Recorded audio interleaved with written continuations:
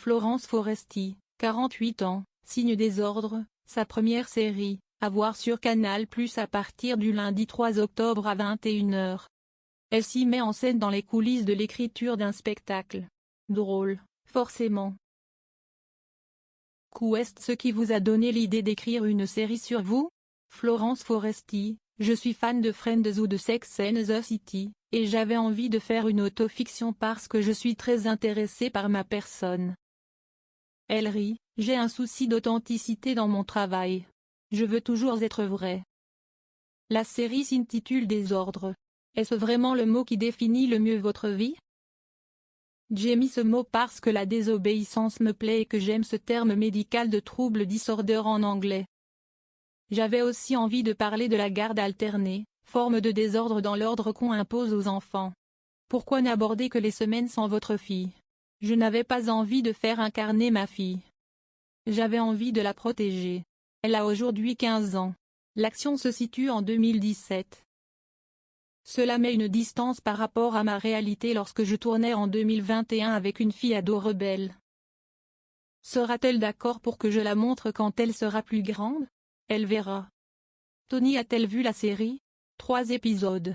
Elle a adoré, elle a pleuré. Elle reconnaît des choses de notre vraie vie. Pourquoi avoir choisi d'incarner l'idée de la mort par un comédien?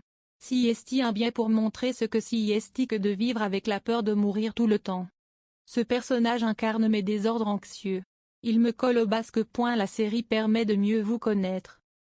Je n'ai pas du tout envie que les gens me connaissent.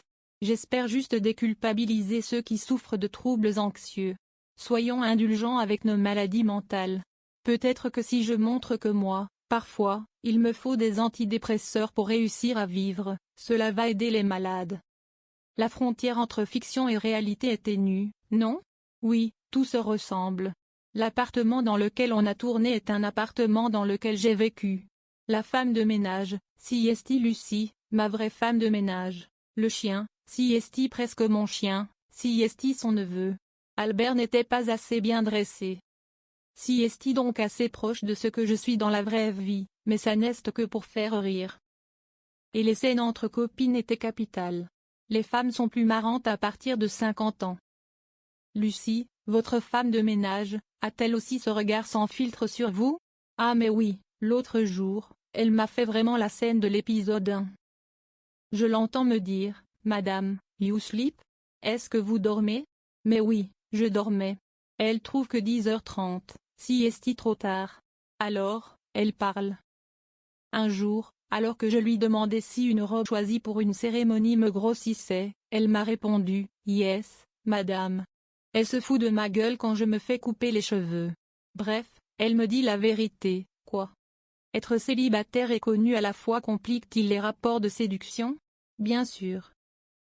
Si est-il un sujet que j'aborde beaucoup dans mon prochain spectacle Boys d'ailleurs. Mon personnage est célibataire dans la série parce que le célibat est souvent beaucoup plus drôle et désespérant que la vie de couple épanouie.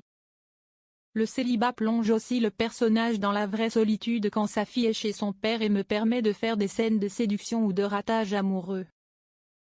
Boys, le titre de votre prochain spectacle, fait référence à un tube de Sabrina. Peut-on en savoir plus? J'avais envie qu'on ait tout de suite la chanson en tête. Il va être question des hommes dans le spectacle. Si est-il la première fois que je traite autant du masculin? J'ai mis les hommes et j'ai envie de le dire. Dans cette période post-métaux, voulez-vous réhabiliter les hommes? Complètement, si est-il le sujet de mon spectacle.